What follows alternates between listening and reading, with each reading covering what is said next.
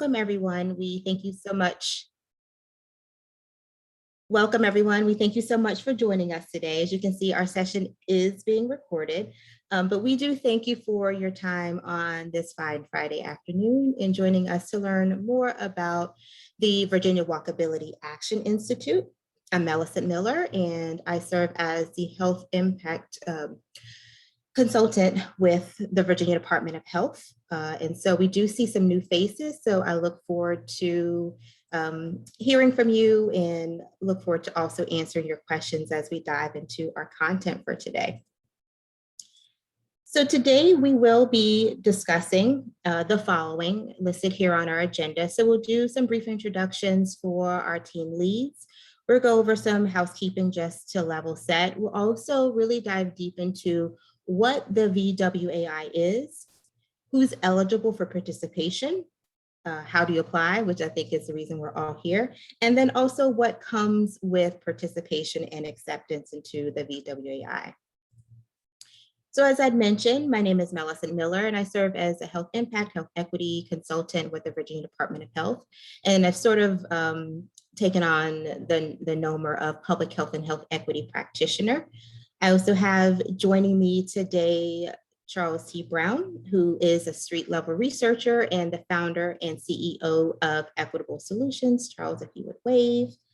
We also have helping in the background, Jamie Strackless, who's also with Equitable Cities, who will be monitoring our chat and then assisting in all of those important background tasks that we need her help with. Before we get started, just wanted to provide just some basic housekeeping. As I mentioned, this session is being recorded. We do ask that you change your profile name and organization, so just so that we have an idea of who's joining us today.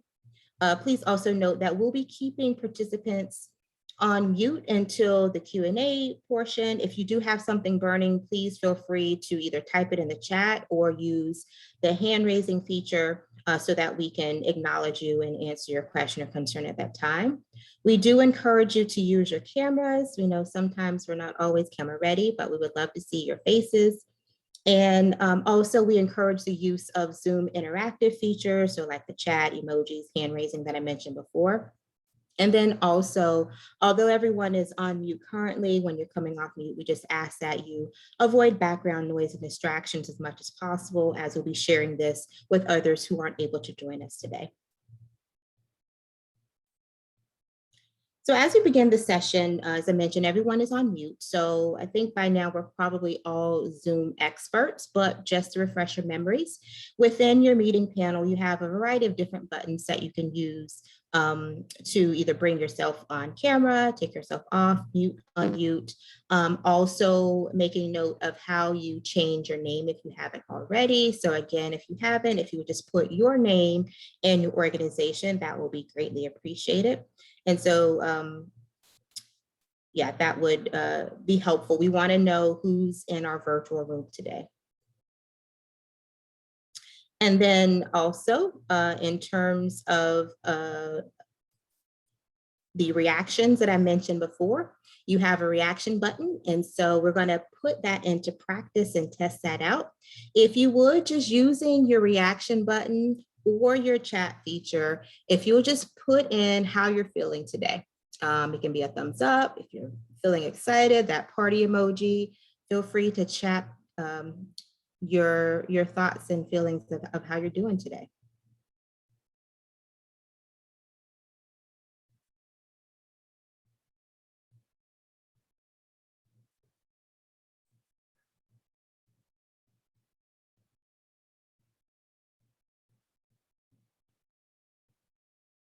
All right, so Seppo is good. Thank you for using the chat. All righty.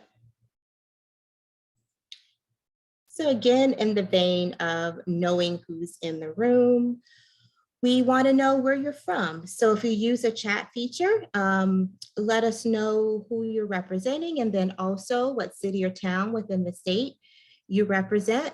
Just take a moment and drop that in the chat for us as well. Oh, and Kelly's feeling grateful. Thank you for dropping that note in there.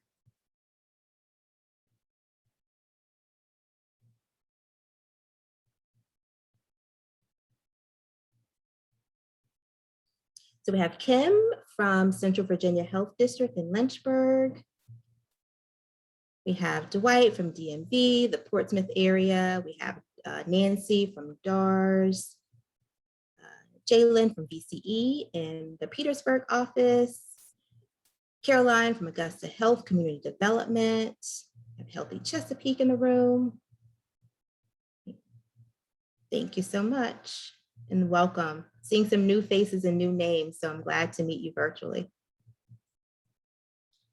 And then the next piece we want to ask, we have a poll question for you. And if you've looked at any of our materials, you've noticed that we asked the different sectors that are being represented in our application process. We really want to make this really a holistic approach that we're taking to addressing health equity and social justice and transportation justice issues. So just take a quick moment and fill out the poll. What sector do you represent?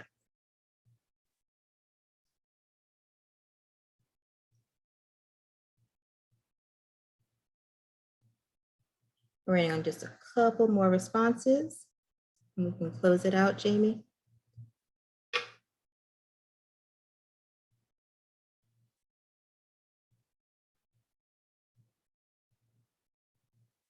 Right, Jamie, do you mind pulling up the results?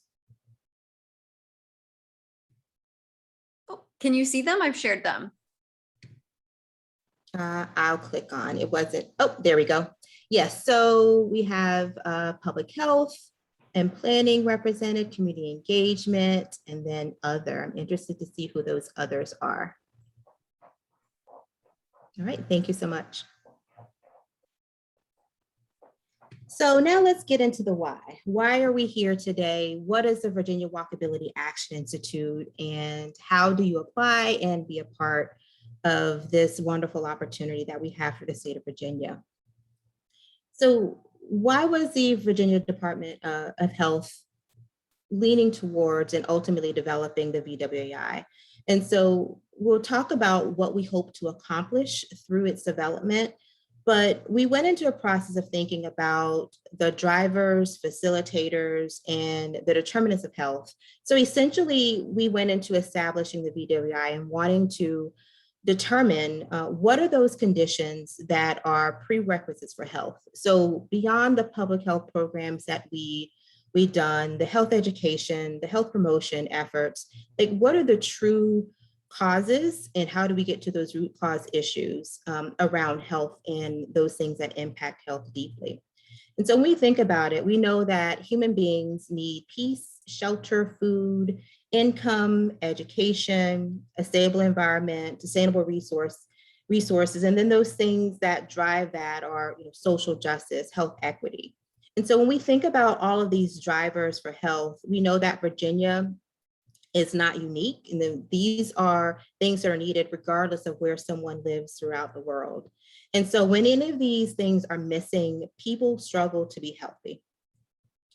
And so with the absence, lack of access to, or insufficient levels of any of these components as a result of structural and institutional barriers that prevent access to these things that could be deemed as facilitators for health, such as access to healthy food, access to physical activity, they lead to chronic conditions such as obesity and arthritis, hypertension, and can lead to other poor health outcomes due to heart attacks and strokes. And then in addition to that, there's also the safety related issues based on our environment.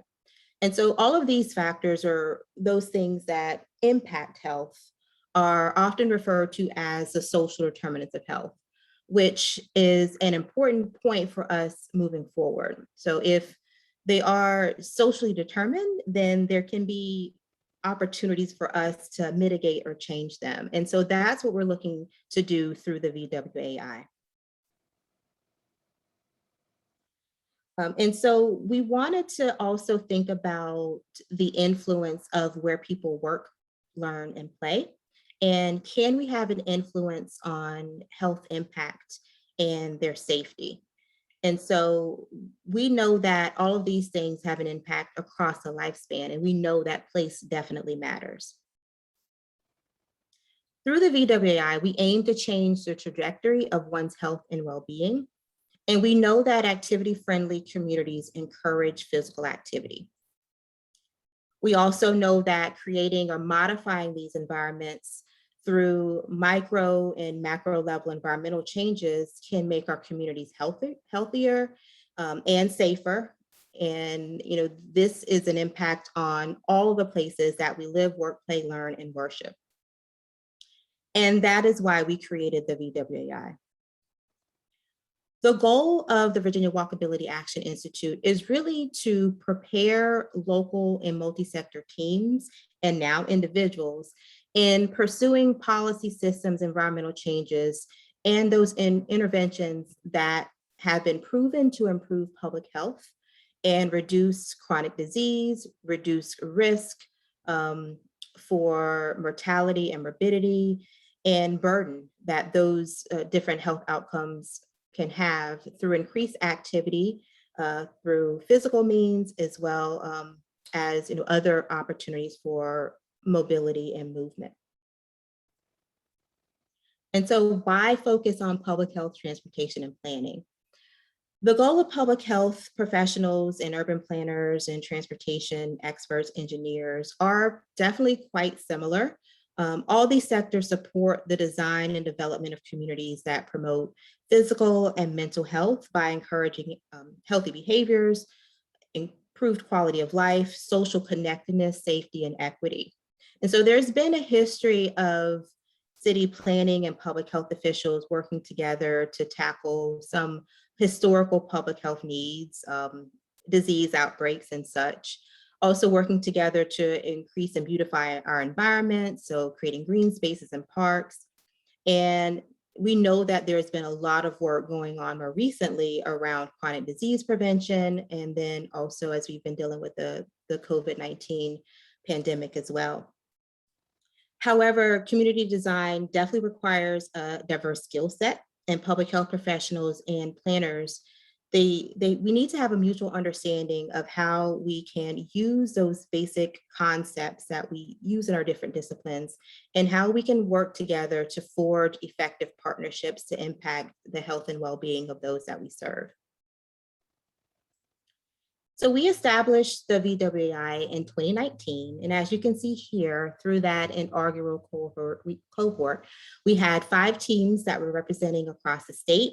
We moved into the VWAI initially in wanting to bring multi-sector teams together in a way to really affect change in various locations across the state. And so we brought together teams that represented a variety of geographical locations with diverse partnerships, and really stretch the map in terms of representation across the state of Virginia.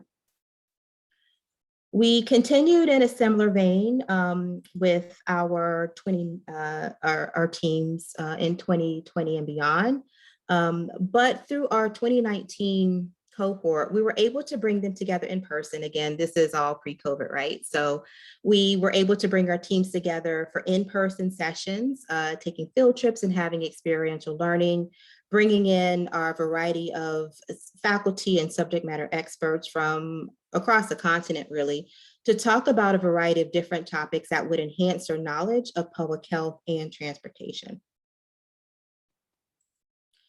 Our 2020 teams, as you can see here, again, represented variety of geographical, urban, rural, suburban parts of the state as well.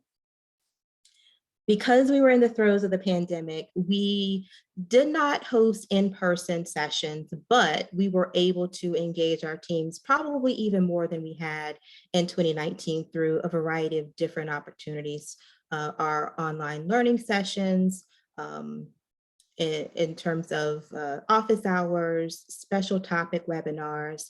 So all of those things, again, were used to enhance the knowledge of those professionals that were participating. Within 2021, given that we wanted to continue our movement and not lose momentum from the previous cohorts, we developed an alumni circle. in which our past teams were able to continue foundational learning through webinars. We established a book club, a speakers bureau, continue to host office hours to help our teams with the development of their work plan or action plan that they developed during their time with us. And then we also hosted special topic webinars. And so we opened this field up to a variety of professionals. And so we had representation from many disciplines and many levels of experience. And so we want to share more about each of these components, and I'll have Charles share more about what went into our 2021, but more importantly, what will be taken into our 2022 cohort. Thank you, Melissa. Good afternoon, everyone. Charles T. Brown. I am part of the core faculty as part of the Virginia Walkability Action Institute. What I plan to briefly cover right now, and Melissa will go into more detail later, is some of the highlights that we have planned for the 2022 VWAI cohort. I would like to begin with, next slide, the virtual book club. So the virtual book club was created as a way to, and we have book there, but it's all good. The virtual book club was created as a way to continue to engage the alumni, but also invite members from the public to participate who had interest in the Virginia Walkability Action Institute around critical topics such as the role of race or structural racism, the role of geography and place and zip code, and how that all may impact the outcomes or the disparities that we see around walking and walkability. And so we invited in Dr. Lawrence T. Brown as one of the first persons to kick off this book series. And we discussed over a 9-week period, the Black Butterfly. During those 9 weeks, we started with a kickoff. We had prompt questions that were delivered weekly. We came together midpoint throughout the book to talk about what we've learned. And then at the end of the 9 weeks, Dr. Brown came in and we had a one-on-one or group discussion with Dr. Brown for over an hour plus. It was very engaging and many members of the Institute enjoyed the book club. Next. We also continue to host these topical monthly webinars. In these webinars, the topics are generated based upon intersections with walking and walkability or bikeability or simply mobility. And one topic that we brought in was the sort of intersection of arts and transportation and also health. For instance, you're seeing here back in July 22nd, that was one of our key webinar topics. The webinar is open to alumni as well as current members, but also the general public if they're interested in learning more about the ways in which these specific topics can help advance walking and walkability throughout the state. Next. Then there are office hours. We have, as part of our faculty team, some of the top experts throughout the country in terms of helping to improve one's knowledge or address challenges around improving mobility in their community. And so what we did was host an hour or two a month office hours for teams or individuals to check in to help with action plan development, as well as any current problems or challenges they were having during their day-to-day jobs in terms of improving this mobility and movability. Next. Then, because we found it super important for one to have effective presentation and speaking skills, we invited Kim Haas of Haas Media to help alumni as well as their colleagues explore ways in which they could effectively present and talk about walking, walkability, and movability, not only locally, but also on a national stage.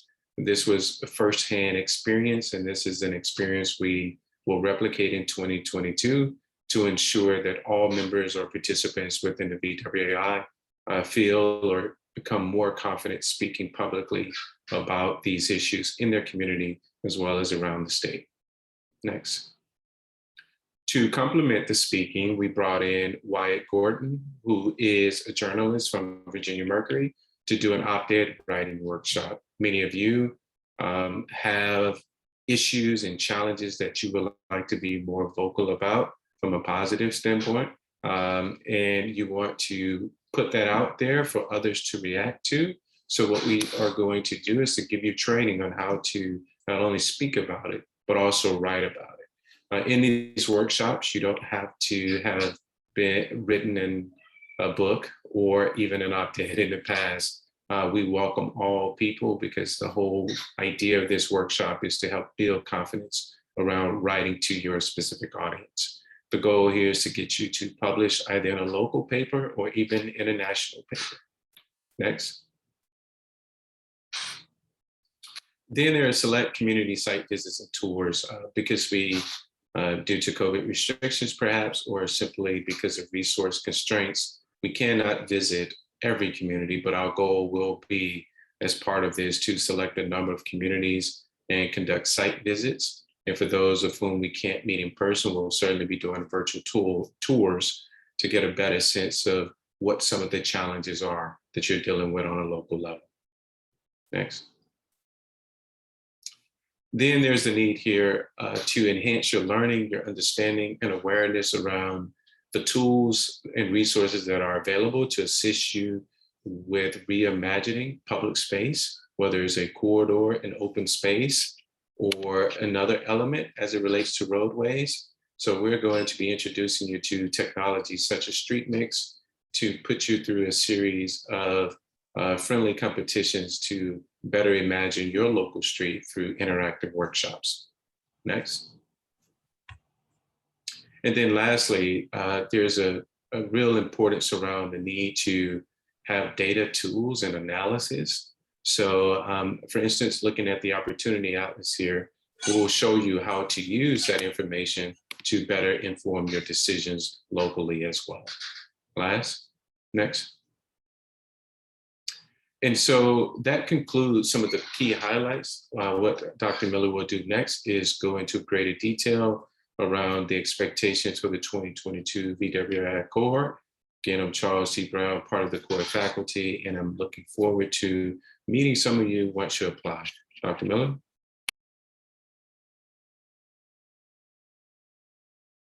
You're muted. Thank you for that. I've been having trouble with mute all day today. So now we'll get into sort of the meat of the application process. Thank you so much, Charles, for going over the components of the 2022 cohort. As I mentioned before, as I talked about the teams that we had in the past, the focus was on teams in our first 2 and maybe 2.5 cohorts with last year as well. And so what you'll see now is we've made a conscious effort to expand who is eligible to apply into the VWAI. And so I'll point out some of those noted differences here. Of course, we're looking for adults, so 18 and older. Because this is the Virginia Walkability Action Institute, we're looking for individuals who live and work in Virginia, having an understanding of the landscape, the challenges, and ultimately having influence on changes. We want those to apply who have a stake in the game, if you will. One component or one aspect or avenue into the VWAI is through a team. And so this is a holdover from our previous cohorts in which we've invited teams that represent a specific locality or county to come together as a multi-sector partnership to develop their action plan, work on a specific problem within their region. We also were looking for teams to be made up of diverse members. So in terms of professional background, educational background, and also in terms of demographic diversity as well.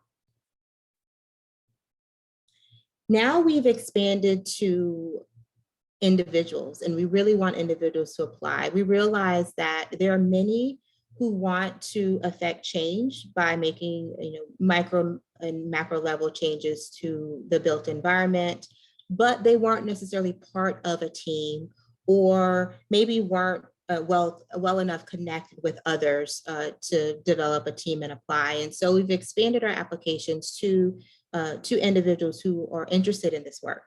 And so we're looking for individuals who represent a variety of fields. So including professions such as transportation, engineering, planning, public health. We're also looking for university students who are studying in a related field. They're also eligible, as well as elected officials and community members that are working at nonprofit organizations or even in volunteer capacity. Also, our past alumni team members are welcome. So if you participated in the past as a team, you're now eligible to continue that teamwork if you so choose, but you can also apply just as an individual. And between the mix of teams and individuals, we'll be accepting up to 30 participants with our 2022 cohort. And additionally, I just wanted to point out that through the application, you'll see that we're asking for very specific information about teams and individuals. So your name, contact information, background.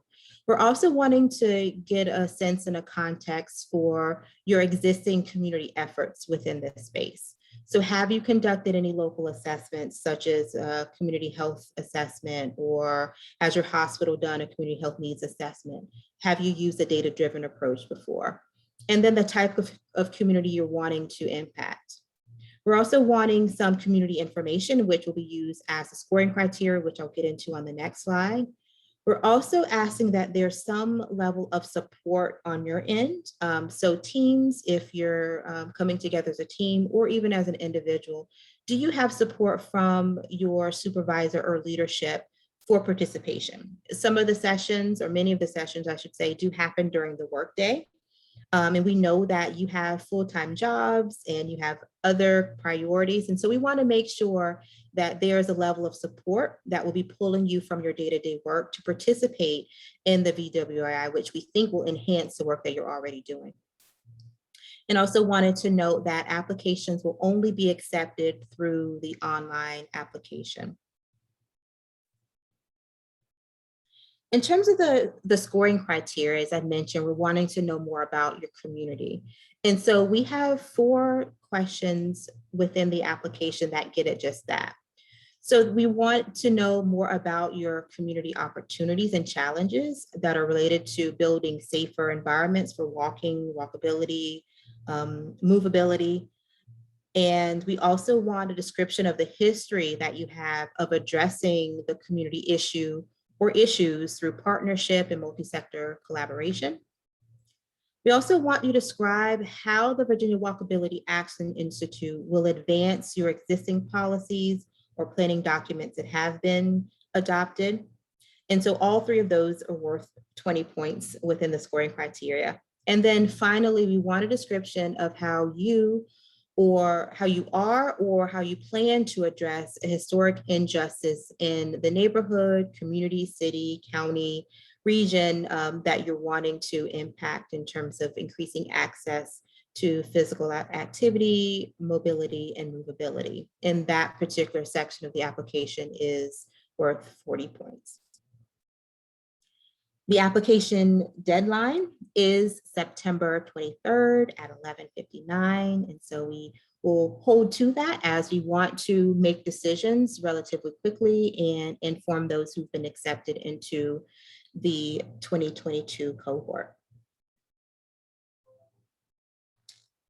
And so next we want to talk about what do you get? So we've talked about why we devised this great program, what's included, how do you apply. So once you're awarded or once you've been deemed a member of the 2022 cohort, what is it that you receive?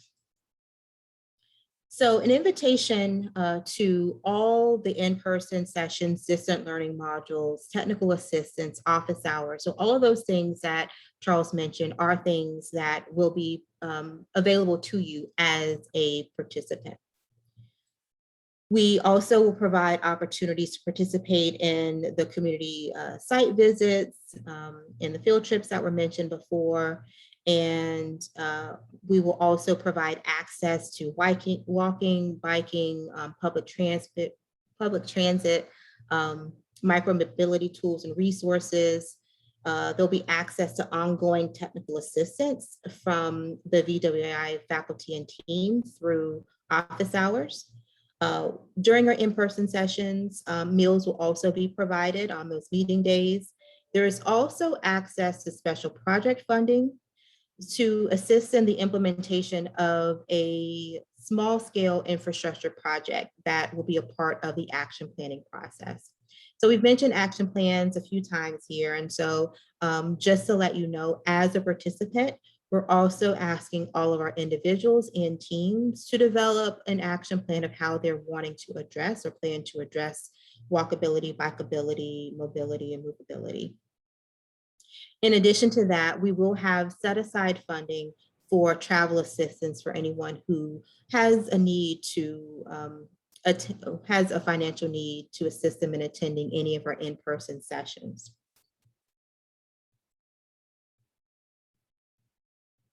So let's talk about the experience. And so we've broken this up into a few different buckets here. And so initially, once individuals are notified that they will be participating with us through our next cohort, we will be doing virtual greetings with our individual teams, our members, individuals, faculty as well. And so we want to have an opportunity to learn more about what drove you to participate, and also do some sort of level setting, getting to know the team, sort of, the team and the individual, and how we can better assist you in meeting your goals that you have for your community.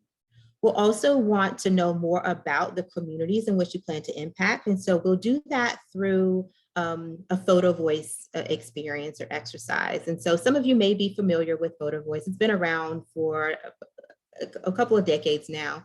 And so we're wanting you to go out in your communities, get that qualitative data in terms of, photos that really highlight where you plan to affect change. So we're utilizing these photographs to really reflect and explore the reasons, the emotions, the experiences that have guided your choices to selecting that particular community. So from there, from those October greeting meetings, we go into the kickoff meeting. So right now, things are sort of fluid, if you will, in terms of what the determination will be for in-person meetings moving forward, especially into the fall. But right now, we are planning for an in-person meeting in Richmond on October 18th for all of our new cohort members.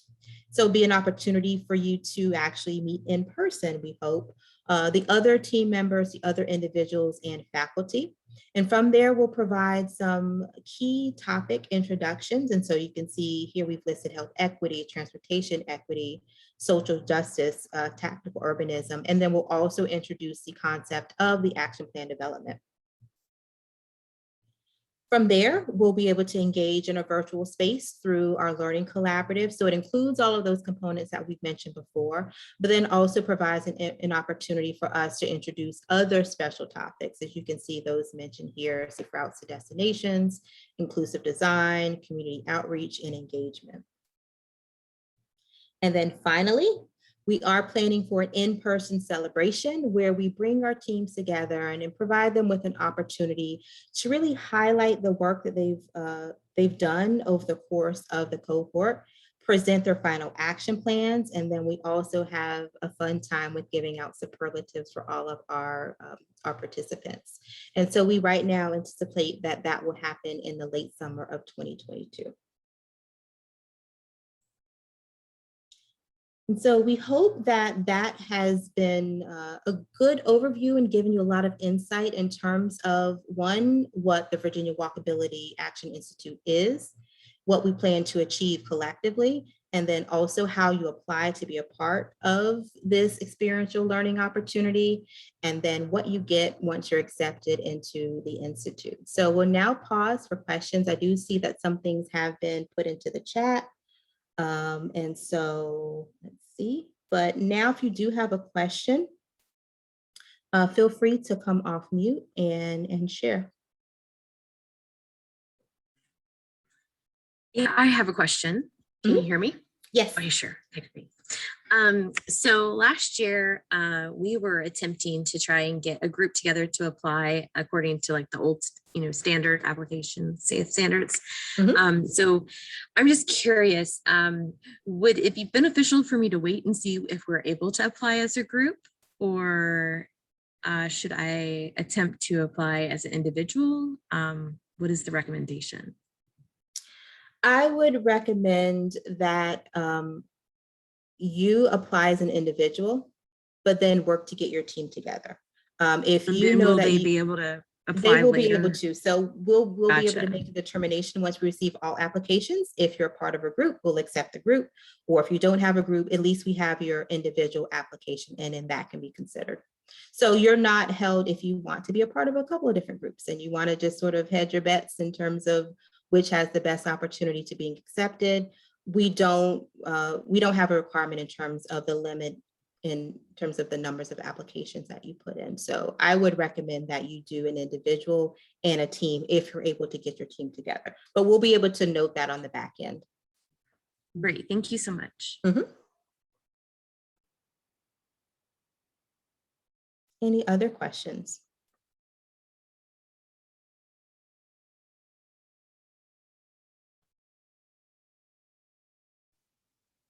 Hello, this is Kelly Hingler. Hi, Kelly. Hi. We're onboarding a number of how do you want to say, we're trying to take in the information, onboard it, understand it, and digest it in the communities. We have a number of communities, especially historic communities, who fall outside of kind of developed, engineered housing developments, and they're historic.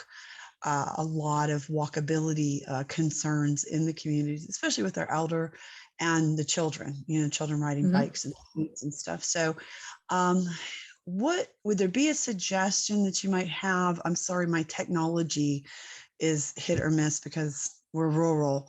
Wouldn't let me back in, so I missed a good piece of your presentation. Would you have a first step for a community that maybe this year we want to watch and learn and possibly be in alignment for an application for next year so we could get a better understanding of the process? Would you have a first step in doing that community outreach? By the way, I'm a public health grad student, so we're incorporating the learning by doing all of the outreach that we're doing in the community, and walkability is a big one here in Suffolk.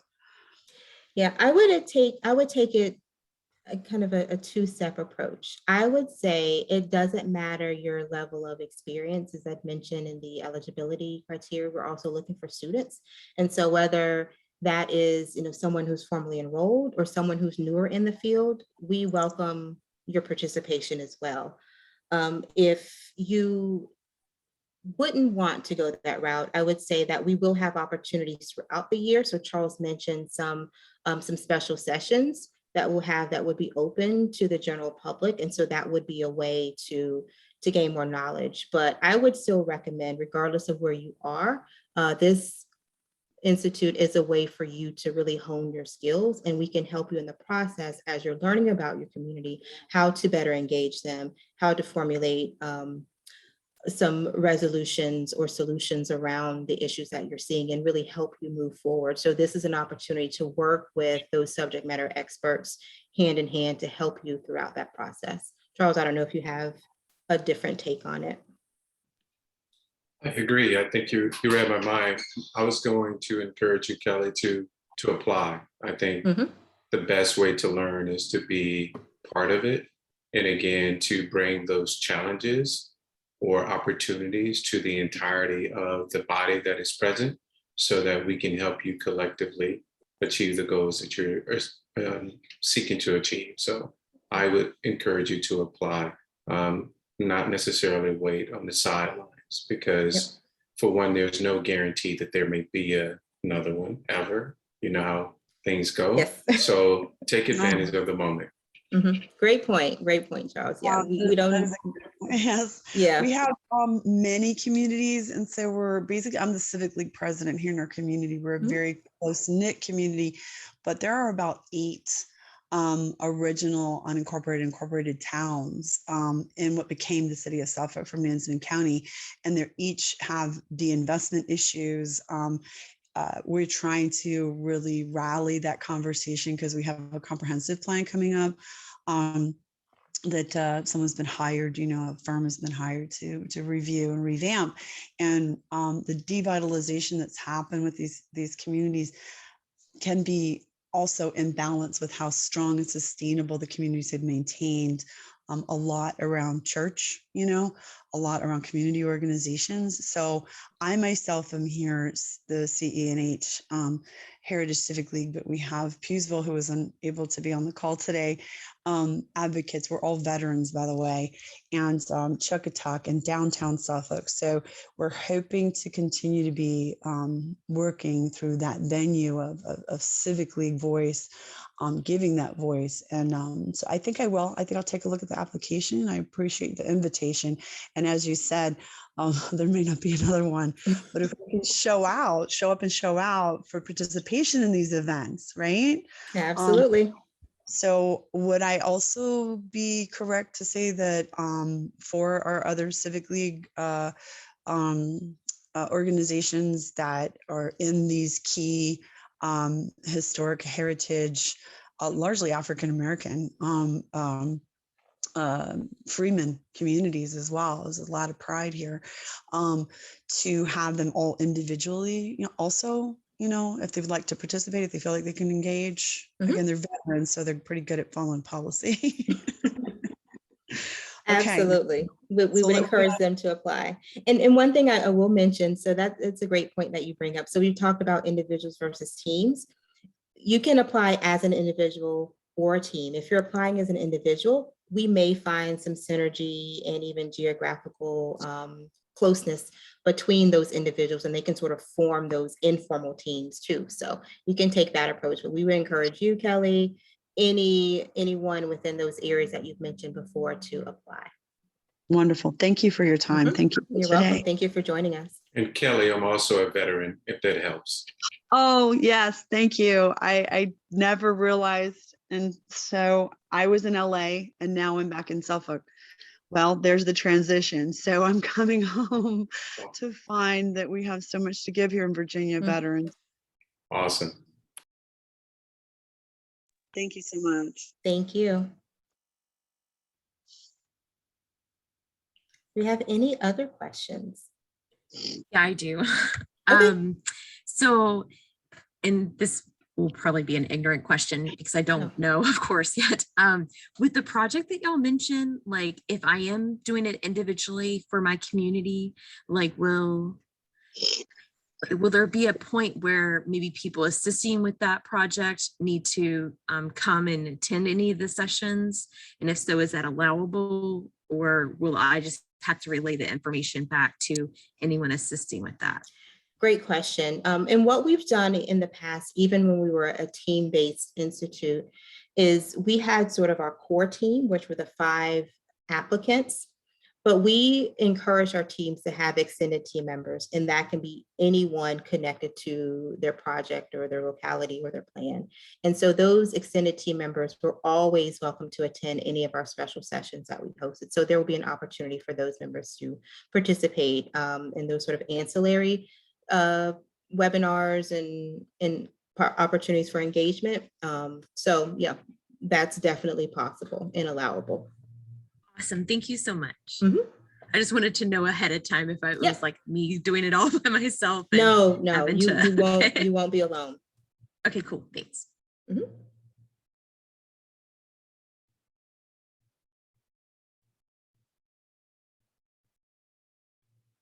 Just pausing to see if anyone's hesitant to come off mute and ask another question.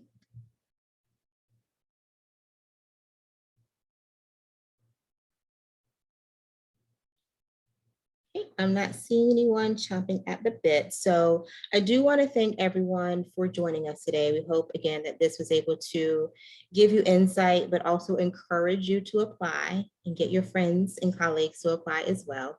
We're looking forward to engaging with you. We're always open to answer any questions that may come up after today's call, and also to assist you through the application process. So if you have any questions, please don't hesitate to reach out to me. I'm also going to drop a link in the chat where you can find more information about the VWAI, how to apply, access to the resources and guidance documents there too. So thank you everyone for joining us, and we look forward to receiving your application and you joining us in the fall. I have a quick question for you. Oh. Dr. Yeah, has there been in the past the availability for this program to come forward to meet in communities? I mean, we really have a very big need.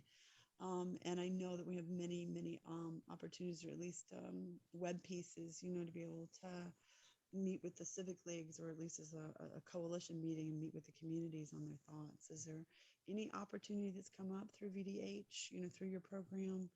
I don't know, to actually engage.